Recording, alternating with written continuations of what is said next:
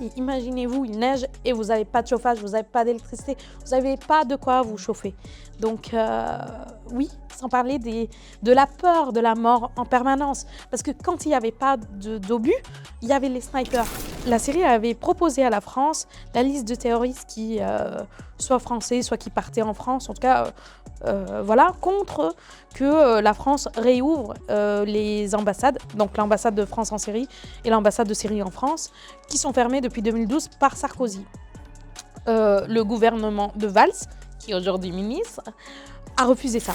Regardez là, en Allemagne, quand on va dans une voiture et qu'on tue des innocents là au marché de Noël, là c'était il y a quoi, 1 mois et demi. C'est juste que les Français sont les rois de l'autruche.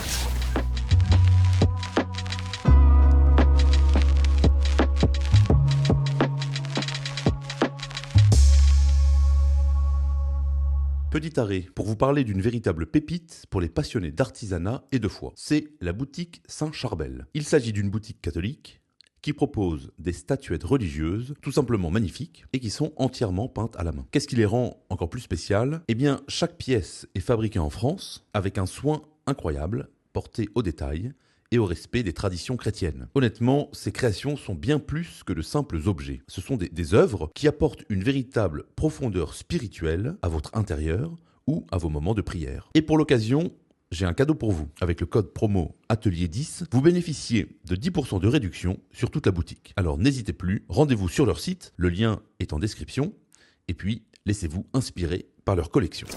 Bonjour à tous, bienvenue pour ce nouvel épisode de Pour une fois. Comme pour chaque épisode, je reçois une invitée aujourd'hui, Rita, qui va nous parler de son expérience de la foi, de sa vision sur un certain nombre de problèmes et de questions. Alors merci Rita d'être venue aujourd'hui pour nous parler de la situation des chrétiens d'Orient. Oui, merci de me recevoir. Merci de faire entendre la voix de ceux qui osent plus parler ou qui ont peur de parler. Donc je suis ravie d'être là avec vous. Alors justement, est-ce que pour commencer, vous pouvez vous présenter un peu, nous dire d'où vous venez ? Oui, alors moi je viens d'Alep, de Syrie. Donc voilà, j'ai aussi des origines arméniennes. Ça facilite pas, on va dire, le poids de la persécution. Alors, vous êtes né à Alep, Oui, exactement. votre famille est à Alep, Exactement. vous avez vécu à Alep. Racontez-nous Oui. un peu votre enfance. En fait, j'ai vécu jusqu'à mes 22 ans à Alep, puis je suis venue en France pour continuer mes études. Donc, j'ai jamais demandé asile en France, bien qu'il y avait déjà la guerre. Pourtant, on me l'avait proposé certaines fois à la préfecture à Paris, mais j'ai toujours refusé cela. Et en fait, mon enfance à Alep, moi j'ai toujours été chrétienne. Donc en fait, nous, sur nos papiers, on nous écrit la religion quand on est né. On ne la choisit pas, on l'hérite de nos parents. Donc moi, mon père, il est de l'église grecque melkite catholique. Donc moi, je suis grecque melkite catholique. Donc on a écrit cela sur notre acte familial, sur notre livret familial, bien avant que je sois baptisée. Donc je suis chrétienne sur papier avant même d'être chrétienne, on va dire, vis-à-vis de l'Église. Après, j'ai été baptisée et confirmée en même temps à l'âge de 5 mois. D'accord, parce que il faut peut-être préciser pour ceux qui ne savent pas que dans les traditions catholiques orientales, la confirmation est faite avec le baptême. Juste après le baptême. D'ailleurs, dans la tradition latine, il y a un reste de cette coutume peut-être originelle, puisqu'on fait l'onction avec le Saint-Crème à la fin du baptême. Mais pour nous, le sacrement de la confirmation est donné plus tard. Alors, donc vous avez été éduquée, vous avez vécu comme chrétienne à Alep. Normal.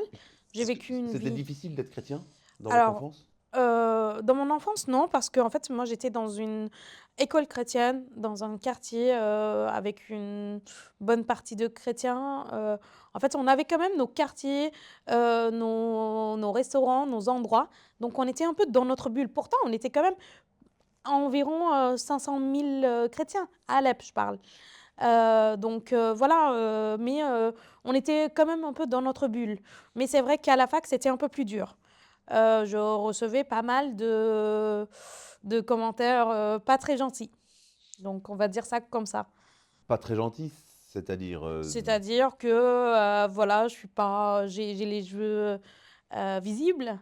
Je porte des vêtements normaux. Donc, à certains moments à la fac, je me rappelle très bien, pendant l'été, il fallait que je porte des vêtements un peu plus amples pour qu'on ne voit pas exactement mon corps. En fait, pour moi, par exemple, je m'asseyais devant. Alors, surtout que les 2 premières années, je ne savais pas que j'étais myope. Donc, en fait, fallait être devant pour voir. Et du coup, en fait, j'avoue que pour moi, c'était normal que je m'assoie à côté d'un homme. Il va pas me manger.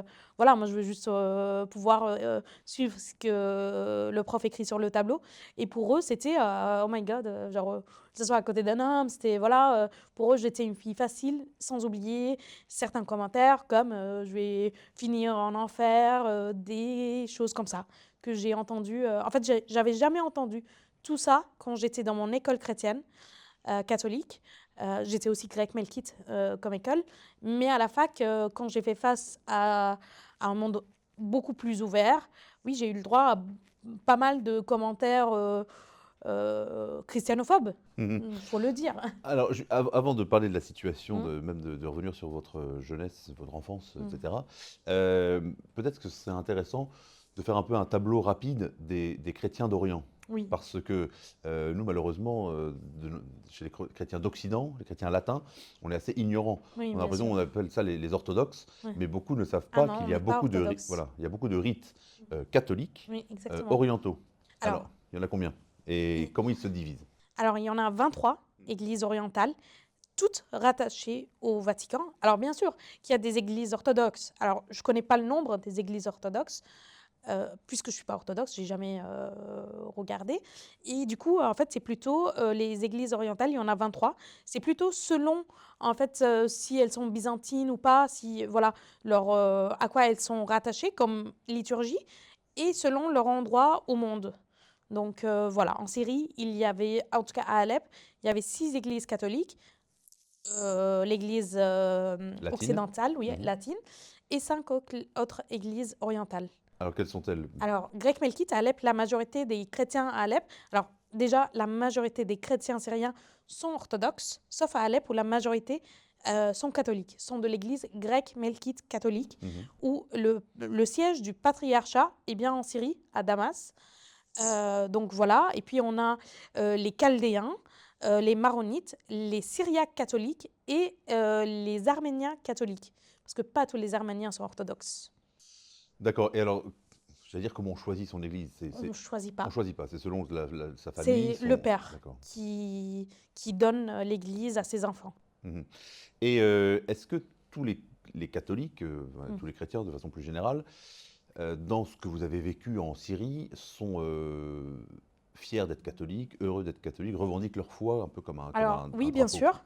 Mhm. Beaucoup de jeunes hommes mettent des croix sur leur peau, donc un tatouage, que ce soit sur leur cou ou bras, ou voilà, il y a plein d'hommes qui ont ça. Beaucoup ont des prénoms catholiques, donc on le voit, voilà, Georges est le prénom masculin le plus donné aux chrétiens dans le Moyen-Orient, que ce soit pas juste en Syrie, même en Égypte et tout. Alors Georges, Giorgino, Georgios, Georgi, voilà, tous les noms qui viennent de Mhm. Saint-Georges. En fait, ça fait partie de notre identité, il ne faut pas oublier ça. Tout comme moi, c'est écrit femme dans mon livret familial, le nom de mon père et tout ça, c'est écrit chrétienne, grecque, catholique. D'accord. Donc ça fait que on appartient à une communauté Oui, qui oui, est liée avec c'est non seulement avec la religion, mais avec le rite, bien sûr. même parmi les Oui, catholiques. D'accord. par exemple, si vous prenez notre livret familial, vous trouverez que on est tous grecs catholiques, sauf ma mère qui est arménienne catholique. Mhm. Chrétienne toujours, mais et c'est écrit sur les papiers qu'elle est arménienne catholique. Alors, une question, je ne sais pas si vous Mm. pourrez répondre à ça, mais en quelques mots, quelle est la différence entre le rite, donc vous êtes grec melkite, Mm. quelle est la différence principale entre le rite de la messe Mm. grecque melkite et le rite romain latin. Alors, déjà, nous, on fait la messe selon la liturgie de Saint Jean Chrysostome. C'est ça qu'on Donc, appelle la liturgie byzantine. oui, Mhm. exactement. Donc, vous, c'est pas le cas. Et puis, nous, on a le... Ah, j'ai plus... L'iconostase. Oui, merci. Donc, voilà. Donc, en fait, le prêtre est derrière. Alors, Donc souvent... l'iconostase, pour ceux qui ne savent pas, c'est cette espèce de mur qui sépare les fidèles Oui. du sanctuaire où a lieu le sacrifice, où se trouve l'autel, donc au début de la messe qui est ouvert, il y a plusieurs ouvertures d'ailleurs, et Oui. puis qui sont fermées pour la réalisation du sacrifice. Donc les fidèles participent en chantant. Oui, c'est ça. Voilà. Alors là encore, il y a quelque chose d'un peu semblable dans la liturgie latine. Déjà le fait que normalement le chœur est fermé par une barrière, par la barrière de communion. Alors de plus en plus, ça tend à disparaître malheureusement, mais dans les églises traditionnelles, c'est comme ça. Et puis on a surtout un reste avec, dans certaines églises de France, le jubé, qui était tout un monument qui fermait le chœur. Par exemple, il en reste un à Paris, à Oui, Saint-Étienne-du-Mont. oui, oui, je Voilà. vois. Et puis, il y a des cathédrales, par exemple, en Espagne. J'avais été, enfin, ceux qui ont visité les cathédrales en Espagne ont forcément remarqué que le chœur est fermé de l'extérieur. Ok. Et donc, il y a vraiment la partie du sanctuaire n'est pas visible depuis la nef, quoi. Oui. Voilà. Et du coup, c'est un peu le cas chez Voilà. nous. Et du coup, aussi, le prêtre, il est de dos. C'est souvent chanté, donc en arabe et en grec. Alors, par exemple, en France, c'est aussi chanté en français. Donc, il y a parce que voilà, il y a des Français qui viennent à cette messe-là. Donc, à Paris, c'est à Saint-Julien-le-Pauvre. Je sais qu'il y a aussi à Marseille, je ne connais pas le nom de l'église. Voilà, mais c'est chanté souvent. Et on ne lit pas l'Ancien Testament, nous. On lit uniquement une seule lecture du Nouveau Testament. Alors très souvent, c'est une lettre de Saint Paul, mais parfois, selon le déroulement de l'année, ça peut être aussi Actes des Apôtres. Je pense pas qu'on lit, en tout cas moi, j'ai pas en mémoire d'avoir entendu l'Apocalypse. Peut-être, ou peut-être en semaine, mais j'ai pas en mémoire le dimanche d'avoir entendu ça. Et est-ce il y a beaucoup de prêtres de l'église grecque melkite? Je connais pas le nombre, je peux pas vous répondre à ça, mais en tout cas, la messe peut être célébrée par un seul ou plusieurs, tout dépend du nombre de prêtres. Par exemple, parfois, quand il y a une fête, il y a plus de prêtres parfois qui viennent. Ou par exemple, si c'est l'église, la fête du saint patron de cette église-là, Tout le monde se réunit, oui, un bien peu, sûr. oui. Donc tout dépend. Alors, une fois qu'on a un peu décrit ces Mm. particularités liturgiques, et donc on comprend bien, même individuelles, enfin, disons, vous appartenez à un peuple Oui. particulier avec cette identité particulière liée non seulement à la foi, mais aussi au rite liturgique. Oui. Alors, vous avez vécu, vous, votre jeunesse sous le régime de Bachar el-Assad. Exactement. Euh, De Hafez avant. Mhm. Et puis, bah, il est décédé, j'avais 7-8 ans. Puis, Bachar. Alors, comment c'était? Est-ce que c'était une période de persécution ou de liberté ou intermédiaire? Alors, à l'époque de Hafez, moi, j'étais vraiment enfant. Je peux pas dire. Je sais que... alors, je parle à mon petit niveau de petite fille. Que, par exemple, il n'y avait pas tous les jouets et tout ça. Moi, je demandais à mes oncles et tantes qui habitaient à l'étranger de m'apporter ma petite Barbie ou des choses comme ça. Je sais qu'il n'y avait pas cette ouverture d'export-import. Mais encore une fois, moi, il est décédé, j'avais même pas 10 ans. Mhm. Donc voilà. Et puis Bachar est venu. J'ai jamais vécu une persécution, moi, en tant que chrétienne, par rapport à ma foi. Parce que lui, en fait, il avait, si on peut dire, utilisé les chrétiens, la minorité, pour on peut faire sa présidence. Donc voilà, pour lui, on était comme une carte joker. Et fallait pas utiliser la carte des chrétiens d'Orient. Donc c'était plutôt la valoriser. Donc les différentes communautés vivaient en paix. Ah oui, il n'y avait pas de problème. Et même, il y avait toujours eu, par exemple, pendant Vendredi Saint ou d'autres fêtes, la police qui était présente devant nos églises. Si jamais il y a un truc, bah, mais j'ai pas en mémoire, pendant les 22 ans que j'ai vécu, et même après, parce que je retournais quand même en Syrie, qu'il y ait eu quelque chose. Je Et parle alors, d'Alep. Mhm. Alors, ensuite, il y a eu la fameuse révolution syrienne. Oui, vous avez une vision un peu différente des choses. Est-ce que vous pouvez décrire en quelques phrases ce Bah, qui en s'est fait, passé? la nuit du Parce que 20. là, je parle, non, non, Oui, je oui. parle Ah, de, ok, de 2011. voilà, exactement, Oui, ok. 2011, ouais, tout à fait. Alors oui, en fait, on a dit qu'il y a une révolution, que le peuple se révolte. Je trouve que c'est assez drôle de dire que le peuple se révolte lorsqu'on voit que ces combattants, il n'y a pas beaucoup de Syriens. Il y a pas mal de Français d'ailleurs. Il y a pas mal de personnes tchétchènes. Il y a pas mal de personnes de plusieurs nationalités différentes. Et on dit que c'est une révolution du peuple. Ou le pire, c'est qu'on dit que c'est une guerre civile. Une guerre civile, ça veut dire que c'est deux Syriens qui se battent, pas en Syrien, par exemple, contre un Français. Ça s'appelle pas une guerre civile. C'est bien une guerre internationale sur le sol syrien. Toute la différence est dans les mots. Et alors, avec un peu de recul, depuis 2011, qu'est-ce qui s'est passé?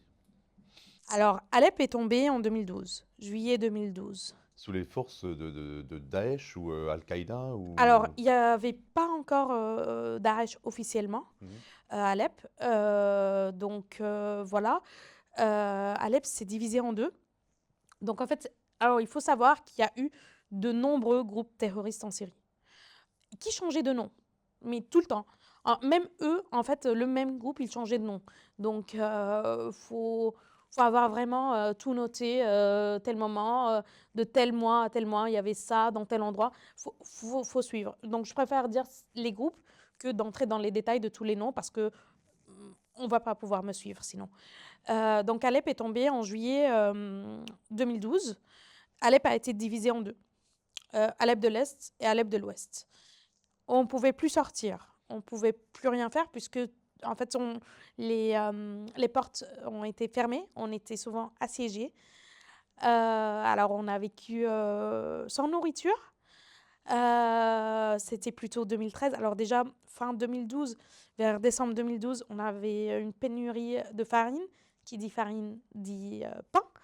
À plusieurs reprises, on n'avait pas de pain. On a vécu. Vous avez connu vraiment ces périodes Ah oui, de... moi, personnellement, j'ai connu ça. Bien évidemment, il y avait tout le temps les obus qui tombaient non-stop sur nous, H24, à toute heure et à tout endroit. Donc, il n'y avait pas un endroit où on pouvait se réfugier. J'ai des amis qui sont morts dans la rue, comme des amis qui sont morts dans leur lit. Parce que, voilà, Vous avez beaucoup d'amis qui sont morts par les bombardements, c'est ça? pas mal, de tout âge. Donc, d'amis ou de frères d'amis ou d'enfants d'amis, voilà, de tout âge. Donc, et on a vécu aussi sans eau, puisque malheureusement Alep dépend de l'Euphrate, dont la source est en Turquie. Et bien évidemment, ce pays qui nous aime beaucoup depuis des siècles. Il ne faut pas oublier qu'on a été occupé par la Turquie pendant 400 ans en Syrie. Donc voilà. Ils nous coupaient souvent l'eau. Donc, on avait même, à plusieurs reprises, moi je me rappelle, il faisait 42, 43, je ne sais plus, degrés, mais une quarantaine de degrés. C'était, si je ne me trompe pas, Ramadan 2014. On avait pas d'eau pendant environ 2 semaines. On a dû réutiliser des puits qui n'ont pas été utilisés pendant une soixantaine d'années. On savait que l'eau était polluée. C'était la seule eau qu'on pouvait avoir.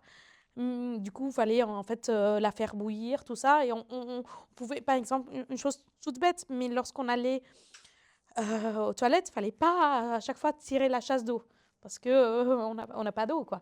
Et en fait, par exemple, quand vous lavez les mains, bah, déjà Il fallait quelques gouttes. économiser, bien Oui, sûr. oui, bien sûr. Quand vous lavez, par exemple, les fruits et légumes, cette eau-là, bah, vous les prenez pour l'utiliser, par exemple, pour les toilettes ou autre. Donc oui, j'ai vécu sans tout ça, sans électricité. Sans chauffage. Il neige à Alep en été, pardon, en hiver. Pas tous les ans, mais il peut neiger en hiver. Tout comme il fait ultra chaud en été, il fait très très froid en hiver. Donc on a vraiment les 4 saisons. On les voit, on les sent, contrairement par exemple à Paris où il pleut toute l'année. C'est pas le cas à Alep. Et donc oui, en 2000, alors 12, je sais plus, mais 13, il a neigé. Il y a eu 2 années de suite quand j'y étais, 12 ou 13 ou 13 ou 14, je ne me rappelle plus, où il a neigé. Donc oui, il neige. Imaginez-vous, il neige et vous n'avez pas de chauffage, vous n'avez pas d'électricité, vous n'avez pas de quoi vous chauffer. Donc oui, sans parler de la peur de la mort en permanence. Parce que quand il n'y avait pas d'obus, il y avait les snipers. Et j'ai des amis qui par des snipers, Des snipers qui, qui tuaient tout ce qui mais qui bougeait. étaient des terroristes Sûr, bien sûr. et qui voulaient semer la terreur dans les. Oui, oui, oui. Par exemple, si je prends l'exemple de Nader, le papa d'une amie, il rentrait chez lui. Voilà. Et on a tiré dessus. Et en fait, on tirait autour de lui pour qu'on ne vienne pas le sauver. Si je prends l'exemple de Nour, Nour, elle rentrait de son entraînement de basketball. Qu'est-ce qu'elle a fait? Elle avait peut-être sa balle avec elle. Je ne sais pas si elle l'avait ou pas. Elle a Mais été tuée par un oui, sniper. oui, oui, oui. Donc, qu'est-ce qu'ils ont fait, ces personnes-là? Nader avait 2 enfants. Donc, voilà, ces enfants avaient moins de 15 ans. Je ne me rappelle plus, une fille et un garçon, je ne me rappelle plus leur âge. Mais voilà, ils étaient très jeunes. Ils ont vécu sans leur père. Nour, bon, elle était célibataire. Elle avait 24 ou 25 ans, Nour. Je ne me rappelle plus exactement de son âge. Et donc, mais il tuait au nom de l'islam, au nom Mais je ne de. sais pas au nom de quoi il tuait. Oui, Je ne sais pas. On ne peut pas demander à un sniper. ouais. Ouais, ça, c'est compliqué de le faire. Donc, oui. Oui, oui, bien sûr. Bon, et finalement, Alep a été libéré Oui, en 2016. Décembre par 2016. les troupes du régime de Avec l'aide de Al-Assad. la Russie, oui. Donc, ce qu'on appelle plutôt l'armée syrienne. Ce qu'on appelait, puisqu'aujourd'hui, il n'y a plus d'armée Mhm. syrienne. On va y venir, Oui, mais pour comprendre un peu justement les différentes étapes. oui. Donc Alep a été libéré, vraiment? Ah oui. Parce qu'ici, quand même, en France, quand on lit dans les journaux, on dit que c'était un régime très totalitaire, qu'il y avait beaucoup Bah, de. écoutez, qu'est-ce que vous voulez que je vous dise des journaux français lorsque je sais que Fabius a dit que Al-Nusra fait un bon boulot sur place. Pour ceux qui ne savent pas, Al-Nusra fait partie de Al-Qaïda. Donc Al-Nusra qui est fondé par Al-Jawlani. Dont On va y venir. Voilà. Mais voilà, donc qu'est-ce que vous voulez attendre de tels journaux? Est-ce que Mm. eux ils sont allés en Syrie? Est-ce que eux ils y étaient? Est-ce qu'ils ont vécu ce que moi j'ai vécu? Pas un seul journaliste, parce que déjà ils pouvaient pas. Et ceux qui allaient, ils allaient d'une façon illégale par les frontières syro-turques, donc qui passaient obligatoirement par ces groupes terroristes. Du coup, bien sûr que ces personnes-là, ils vont pas leur dire que c'est une bonne chose, si jamais ils sont allés. Mais la majorité des journalistes ont jamais mis les pieds en Syrie. Alors, étape suivante, des groupes terroristes, je pense qu'on peut dire comme ça, se reforment au mois de novembre 2024 et envahissent le nord de la Syrie. C'est ça, commence par prendre un certain nombre de régions et arrivent à Alep. Alors, ils étaient déjà là, à Adleb. Adleb, c'est dans le nord-ouest du pays, juste à côté d'Alep. En fait, il faut savoir que la Syrie, elle est divisée en ce qu'on appelle des gouvernorats. Un gouvernorat, c'est un peu comme un département en France. Donc, Alep, c'est Alep la ville et Alep tout le gouvernorat. Donc, voilà. Du coup, ils étaient à Adleb. On nous dit souvent de regarder, de prendre exemple comment les gens vivent à Adleb, genre en paix et tout ça. Peut-être, je ne sais pas, je ne suis pas allée, mais je sais qu'il n'y a plus de chrétiens à Adleb. Donc c'est ça l'exemple qu'on doit prendre. Je ne sais pas, moi ça, quand on me dit regarde Adleb, moi ça m'effraie parce que les chrétiens d'Adleb sont tous partis. Donc, Oui, on aurait pu en parler plus tôt, mais il y a de moins en moins de chrétiens en Syrie, ça tout le alors, monde le sait, mais je vais parler d'Alep. hmm, Je vous donne des chiffres d'Alep. Je ne peux pas parler au nom de toute la Syrie parce que je n'ai pas les chiffres. Alep, on était environ en demi-million, donc 500 000 chrétiens. en quelle année? On va dire 2010, pour pas dire... Voilà, avant la guerre, quoi. Aujourd'hui, on est moins de 12 000. Moins de 12 000 chrétiens Oui, à Alep. oui. Les chiffres parlent d'elles-mêmes. Et ils sont partis où? Alors, les médecins sont partis en Allemagne. Les Syriaques orthodoxes sont beaucoup partis en Suède. Pas mal sont partis en Australie. Et énormément sont partis au Canada. Et après, il y a des personnes partout, quoi. Moi, j'ai une amie au Japon, au Brésil, voilà, éparpillée partout dans le monde. Moi, j'ai atterri en France. D'accord. Alors, revenons sur la situation. Donc, la ville d'Alep est prise par ces troupes. Est-ce que vous pouvez nous dire un peu qui c'était finalement ces gens? Ils se sont formés, c'était des anciens groupes terroristes. Alors, c'était sous la direction de Al-Jolani. Donc, qui après, maintenant, on l'appelle Ahmad al-Shara. Donc, mais en fait, son nom, Al-Jolani, c'est lui qui l'a décidé, puisqu'il est d'origine du Golan. Pourtant, il est né à Riyad, en Arabie En Saoudite. Arabie Saoudite, oui. Donc, voilà. C'est une personne qui, à l'âge de 20-21 ans, est partie en Irak pour être avec Al-Qaïda.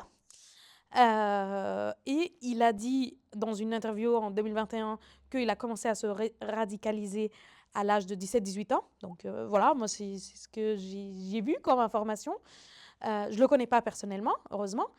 Et en fait, c'est par lui qu'ils sont venus libérer la Syrie. Donc cette personne, qui est un ancien terroriste, puisque, alors, les États-Unis en 2013 l'ont désigné comme un terroriste mondial. Ils avaient même proposé 10 millions de dollars pour toute personne qui donne des informations sur lui. Je pense, si je ne me trompe pas, qu'il était le deuxième plus grand terroriste au monde, puisque le premier, c'était son pote Al-Baghdadi, mais comme vous savez, il a été heureusement tué. Donc, c'était sous l'ordre de Al-Baghdadi qu'il a demandé à Al-Jolani de partir en Syrie. Alors, il a fait pas mal de groupes. Il était passé déjà en Irak avec Al-Qaïda, Daesh, tout ça, tout ça. Et il est venu en Syrie faire Et en justement Syrie, Al-Nusra. il a participé à la guerre à partir de Bien sûr. 2013, 2012, oui. Oui, oui, bien sûr, bien sûr. Donc voilà, il a fait le groupe Al-Nusra. Puis maintenant, il a fait un autre groupe entre-temps. Et maintenant, il a changé pour le dernier groupe qui est, selon l'ONU, une organisation terroriste qui s'appelle Organisation de la libération du Levant, Hayat Tahrir al-Sham en arabe. Donc voilà. Et du coup, on a été libéré par cette personne qui s'est désigné président lui-même, sans élection, et qui est notre président ex-terroriste depuis 2 mois. Et alors, comment ça se fait, moi, c'est une question que je me posais, comment ça se fait que ça a été si rapide? Je me pose la même question, j'ai pas de réponse. On a été, je pense, livrés. Il y a eu des choses qui sont passées sous la table. Aujourd'hui, on n'a pas, on ne sait pas ce qui s'est Il y a passé sous aussi la table. peut-être 10 ans ou 12 ans déjà de guerre civile, Hmm. et puis de blocus international qui a sans Alors doute... oui, bien sûr, Trump a fait ça, a mis cela en place. Faut pas oublier que Trump, que beaucoup de personnes de droite le voient comme un héros, c'est lui qui a envoyé l'armée américaine envahir la Syrie. C'est pas Obama. Il faut pas oublier que l'armée américaine était en Syrie protégée par ces groupes. Voilà, je ferme la petite parenthèse. Donc en fait, cette personne-là, et aujourd'hui, notre président, sans élection, on ne l'a pas élu. Et voilà, donc... Et alors, vous avez de la famille encore sur place, etc. Donc toute la Syrie est tombée aux mains de oui, on ne sait pas. En armés. fait, j'aimerais bien savoir qu'est-ce qui a été décidé. Donc, parce que, en fait, il n'y a pas eu de guerre. Il n'y a pas vraiment eu de guerre. Il y a eu quelques tirs, oui, mais moi, j'ai connu la guerre. C'était pas une guerre, ça. C'était... Une prise de pouvoir. En fait, Il n'y a pas eu de résistance. Non, non, non, non. L'armée partait. On demandait à l'armée, on donnait des ordres à l'armée de partir. Je ne sais pas qui donnait les ordres, qui faisait ça, pourquoi. Et puis du jour au lendemain, Bachar et sa famille, ils sont partis. Il n'avait même pas prévenu sa famille un peu plus grande, on va dire. Il est parti avec ses 3 enfants et sa femme. Son frère n'était pas au courant. Après, il a réussi à fuir et tout. Mais en fait, sa famille, on va dire, assez proche, ne savait rien. Et on ne sait pas. Moi, j'aimerais bien savoir Donc le qu'est-ce qui s'est régime passé. est tombé le 8 décembre. Hmm. Le 8 décembre. Qu'est-ce qui s'est passé depuis le 8 décembre? Qu'est-ce que vous avez comme information sur la situation? Alors, on dit que maintenant, on a la liberté d'expression. C'est drôle, parce que les gens que je connais ont du mal à parler. Moi, j'ose plus dire tout ce que je pense. Là-bas, les gens n'osent plus vraiment dire, mis à part quand on va glorifier ce super combattant que nous avons comme président, ces super hommes.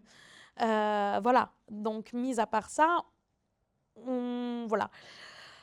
Il y a eu pas mal en décembre d'actes christianophobes à plusieurs endroits de la Syrie. Il y a même eu une sorte de révolte de chrétiens de Damas qui, la veille de Noël, Oui, de donc Noël. le 24 décembre, sont partis à 3 heures du matin crier devant le patriarcat grec melkite pour que voilà, le patriarche Youssef Lapsi ouvre les portes. Ils sont entrés dans la cour, ils ont sonné les cloches et en fait, ils récitaient des phrases en mode nous, on est là, on porte notre croix. Ils ont même dit on a deux choix, le croix ou le fusil. La croix ou le fusil. Voilà, en fait, il y a eu pas mal d'actes. Et après, pendant quelques heures, ils ont défilé dans les quartiers chrétiens de Damas avec des croix portées et tout ça. Ils n'ont pas été réprimés. Enfin, il n'y a pas eu d'intervention de la. On n'osera pas faire ça. Mhm. Parce qu'aujourd'hui, le monde entier a les yeux sur le peu de chrétiens qui restent en Syrie. Donc, on essaye de les protéger, de dire que ce sont des actes individuels. Quand on tire sur une église, quand on détruit un cimetière chrétien, quand on brûle l'arbre de Noël, un arbre de Noël, quand on va dans des quartiers chrétiens et commence à hurler qu'il faut se convertir à l'islam, quand on donne des flyers, comment il faut s'habiller en tant que femme. Mais ça, tout ça, ce sont des actes individuels, s'il vous plaît. Ça n'a rien à voir avec ce qui se passe en Syrie. Ça n'a rien à voir avec ce groupe, l'organisation qui c'est Mais est-ce que le gouvernement, le nouveau gouvernement, a pris des mesures anti-chrétiennes ou des mesures, disons, d'islamisation? Non. Il f En fait, il y a à peine une semaine, on a désigné le président sans élection et du coup, en fait, il a dissous, la constitution, il a dissous, le parlement, il a tout dissous. Donc aujourd'hui, je me pose la question, on n'a pas vraiment Parce que j'ai lu une récemment que, par exemple, les manuels scolaires avaient été ils ont modifiés. changé, ouais. Ils ont été changés, oui. Mais on Donc sait dans quel sens, vous savez dans quel sens alors, j'ai pas suivi les détails, voilà, mais ils ont changé beaucoup de choses et notamment des choses en lien avec, un peu que ce soit la femme ou que ce soit, par exemple Zénobie, notre, reine dont on est fier, la reine de Palmyre. Donc voilà, qui a été, supprimée d'un manuel, voilà. Je connais pas tous les détails, parce qu'aujourd'hui, mon frère, il est plus à l'école. Donc, il vient d'avoir son bac, donc j'avoue que j'ai pas regardé les détails des manuels scolaires. Et est-ce que sur place, justement, votre frère, est-ce qu'ils ressentent une persécution, une pression, ils ont peur? Quel est l'état d'esprit On des ne chrétiens parle pas. aujourd'hui? Les gens ne disent rien, ne parlent pas. Puis il y a aussi, Ils attendent. alors oui, on est dans l'attente, on ne sait pas ce qui va se passer. Et en même temps, je vois chez certains qu'il y a bien le syndrome de Stockholm. C'est-à-dire? Donc, bah, Enfin, le stade de Stockholm, c'est-à-dire finalement de s'attacher à son. oui. Oui, mais peut-être aussi parce que, ce bourreau, en fait, on a peur de lui, on a peur de ce qui en fait, quand on regarde, je vous donne 2 exemples de 2 ministres. Le ministre, de la justice, on le voit alors je me rappelle plus si on le voit ou c'était lui qui filmait. En tout cas, l'ONU a dit que la vidéo, prouve qu'il était bien présent. 2 femmes alors une femme alors je me rappelle plus si c'était une femme ou 2 vidéos avec, chacune une femme ou une vidéo où c'était 2 femmes. J'ai vu en bout, mais c'était tellement horrible que je pouvais pas continuer la vidéo. Heu, Agenouillées et à l'époque, vous savez, à l'époque du prophète, tout ça, on lapidait les femmes. Aujourd'hui, non, on tire dessus. C'est plus pratique, c'est plus facile. Donc il était présent, à ce À moment de l'exécution d'une oui, oui, femme oui, oui, oui, pour, oui, oui. qui a été accusée D'adultère apparemment ou un truc comme ça, voilà, peu importe la raison quoi, de toute façon. Mais ça Peu c'est récent ou c'est une vidéo qui date de quand? Alors récent, là, pendant la guerre, oui. Ah oui, Je ne peux ok. pas dire l'année exacte, mais là, il y a quelques années, oui, oui, oui. Et Donc lui, il est aussi, le ministre de la Justice. oui, oui. Et on a le ministre de l'Armée qui, on le voit, prendre la statue de la Vierge et la détruire. Les vidéos sont en ligne. Donc, Ouais, mais ça, voilà. là encore, ce sont des actes qui n'ont pas été commis ces Non, derniers non, mois, pas ce dernier mais mois, voilà.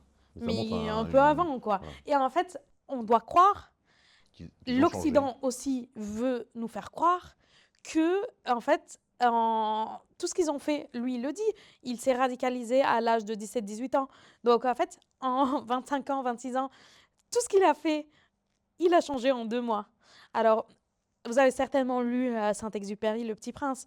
Il parle de l'astronome qui a découvert l'astéroïde B612 et que personne ne l'a pris au sérieux parce qu'il portait des vêtements pas adaptés et que lorsqu'il s'est habillé à l'européenne, tout le monde fut de son côté.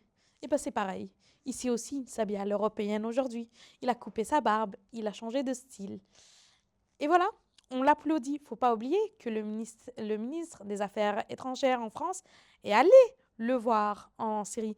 Il n'était pas encore officiellement président. Je ne sais pas au nom de quoi il est allé, Jean-Noël Barrot. Je ne sais pas. J'aimerais bien savoir pourquoi il est allé voir cet ancien terroriste mondial. J'aimerais bien savoir. Excusez-moi cette question, mais cette critique envers, ou cette inquiétude envers le nouveau gouvernement, est-ce que c'est partagé par tous les On Syriens? ne parle pas. On ne dit pas des choses à voix haute. Par peur? Bien sûr, bien sûr. On n'ose même pas faire un like sur Facebook. Donc, on ne parle pas. Je reçois parfois, de temps en temps, certains amis qui osent liker ma story sur WhatsApp. Pas plus. Ou qui osent me dire des petites choses. Moi, je dis souvent, voilà, par exemple, quand on l'a eu comme président, tout ce que j'ai eu à dire, c'est prier pour la Syrie. Ça dit tout. Voilà. Je n'ai pas commenté, j'ai rien dit. J'ai dit prier pour la Syrie. On a beaucoup besoin de prière en ce moment. Et bientôt, ça va être votre tour. Parce que si on pense que ça va se terminer ici, on se trompe. Qu'est-ce que vous voulez dire par là? Alors, Euh, il y a 10 ans, il y a eu le Bataclan. Le Bataclan, c'était des personnes qui étaient déjà en Syrie. Voilà, faut pas oublier qu'à l'époque, la Syrie avait proposé à la France la liste de terroristes qui, soit français, soit qui partaient en France, en tout cas, voilà, contre que la France réouvre les ambassades, donc l'ambassade de France en Syrie et l'ambassade de Syrie en France, qui sont fermées depuis 2012 par Sarkozy. Le gouvernement de Valls, qui est aujourd'hui ministre, a refusé ça. Donc voilà, c'est pas moi qui le dis, c'est l'ancienne personne qui travaillait à la DGSE, Squarcini, Sébastien il s'appelait Squarcini, qui raconte ça dans plusieurs vidéos, que oui, en fait, la liste a été refusée par la France. Quelques temps après, il y a eu le Bataclan. C'était le début. C'était le début. Ça va continuer. Ici en France, on ferme les yeux, on fait l'autruche. On ne veut pas voir. Et en fait, on dit non, non, rien ne va se passer. Ou alors, ce que je trouve aussi drôle, c'est que certains disent, nous, on est de droite, on est d'extrême droite, on aime la France, on veut la défendre. Voilà. Est-ce que tu vas la défendre aussi en ayant une foi? Parce qu'il ne faut pas oublier que si aujourd'hui les églises sont vides, les mosquées sont remplies. Donc aujourd'hui, toi, tu vides ton église, mais elle est remplie par... il y a d'autres endroits qui sont remplis. Donc au lieu de vider ton église, l'église de ton village ou l'église de ta petite ville, commence déjà à faire ça.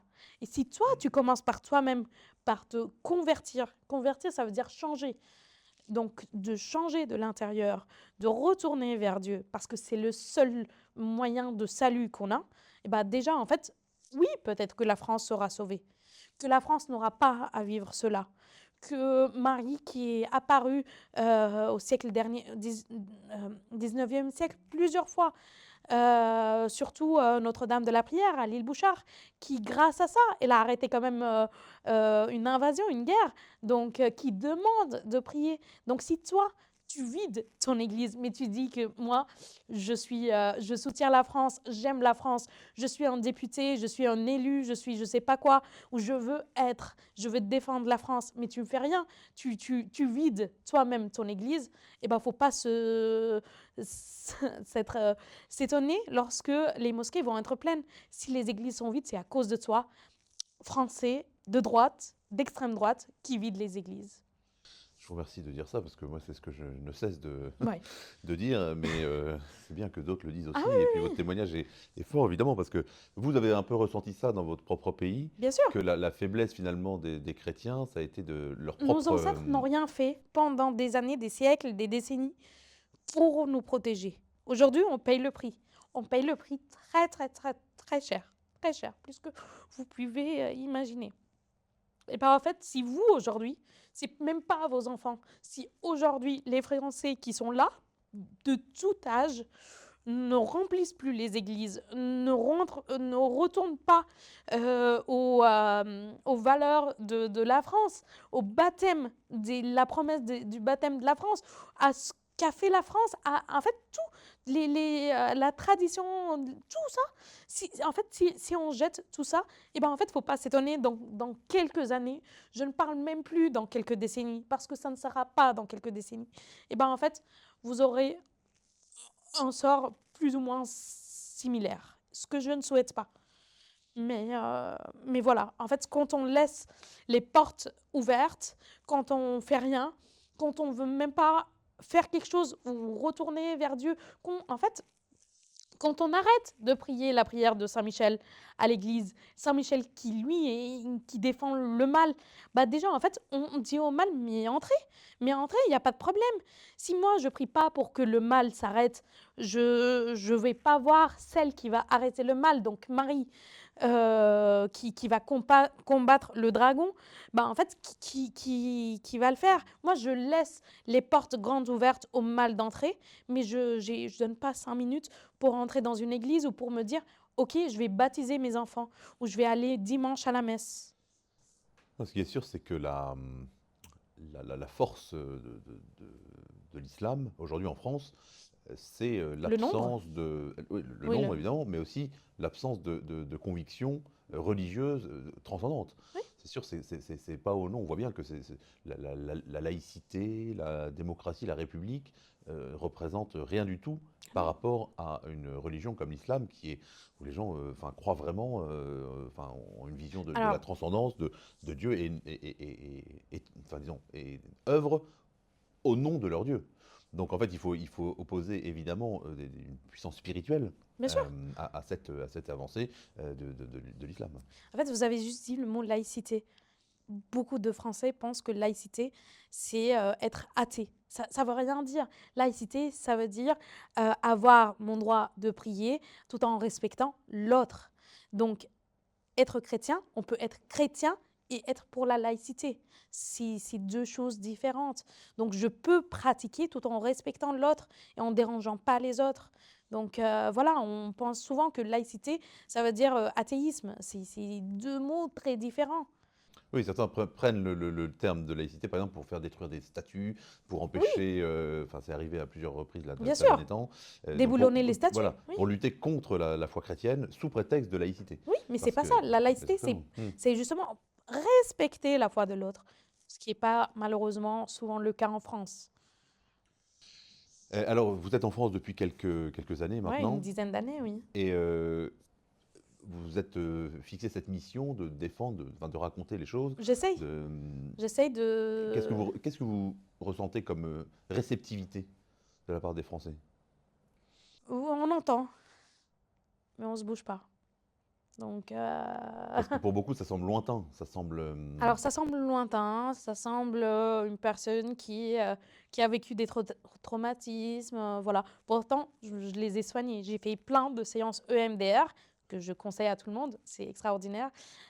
Donc voilà, Mais oui, on pense que voilà, c'est une personne qui a vécu des traumatismes, à la pauvre. Ou alors, ouais, mais qu'est-ce qu'elle raconte? On va jamais vivre ça.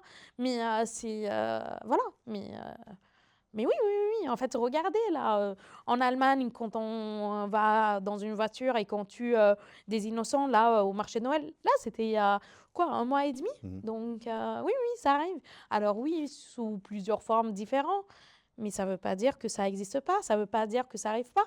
C'est juste que les Français sont les rois de l'autruche. Franchement, alors je ne sais pas, peut-être les autres pays aussi, je ne sais pas pour les autres pays européens, mais en tout cas, en tant que Française, puisque je suis française aussi, les Français sont les rois de l'autruche. Et ne pas vouloir voir ce que vous dénoncez. Oui, oui, ils veulent pas. Ils veulent pas. Ou alors ils disent, oui, le problème c'est ça, très bien, mais tu ne peux pas combattre une religion en refusant d'avoir une religion. Tu veux combattre l'islam? Très bien, va remplir tes églises. Mais écoutez, merci pour ce témoignage. Ben, je Je vous pense que c'est remercie. la meilleure des conclusions. Voilà, si on veut défendre son pays, éviter les drames et les souffrances, il faut d'abord soi-même savoir qui Bien on est, sûr, ce qu'on est, et puis hériter de la foi de nos ancêtres avec fierté et honneur. bien sûr. Merci beaucoup Merci. Rita de ce témoignage. Bon courage Merci beaucoup. à vous, votre Et famille. priez pour nous, Et priez voilà, pour les exactement. chrétiens syriens, C'est ce que j'allais parce qu'on ne dire. connaît pas quel va être notre sort. Donc, priez sans relâche pour la Syrie et ses chrétiens. Avec joie. Merci. Merci beaucoup. Merci à tous d'avoir suivi cet entretien. Nous nous retrouverons bientôt pour un nouvel épisode de Pour une fois. Et d'ici là, eh bien, que Dieu vous bénisse.